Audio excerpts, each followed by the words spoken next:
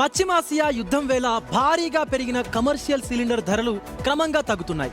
ఢిల్లీ నుంచి పాట్నా వరకు ఉపశమనం లభించింది.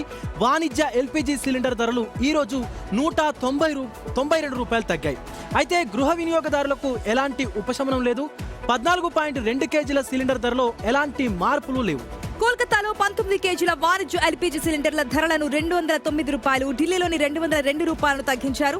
నేటి నుంచి కోల్కతాలో 19 కేజీల వాణిజ్య సిలిండర్ ధర 2870 రూపాయలకు పలుకుతోంది. దేశవ్యాప్తంగా హోటళ్లు, రెస్టారెంట్లు, క్యాటరింగ్ సంస్థలు, ఇతర వాణిజ్య సంస్థలకు ఊరట కలిగించే నిర్ణయం తీసుకుంటూ చమురు మార్కెటింగ్ సంస్థలు ఎల్పీజీ గ్యాస్ సిలిండర్ ధరలను భారీగా తగ్గించాయి.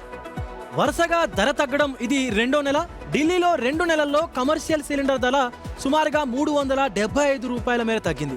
ఈ ఏడాది 1980 రూపాయలు పెరిగినటువంటి ధర 1580 రూపాయలు పెరిగినటువంటి ధర జూలైలో సుమారుగా 183 రూపాయలు తగ్గింది. దీని తర్వాత ఈ రోజు ఢిల్లీలో కమర్షియల్ ఎల్పీజీ సిలిండర్ ధర మరోసారి కూడా తగ్గింది.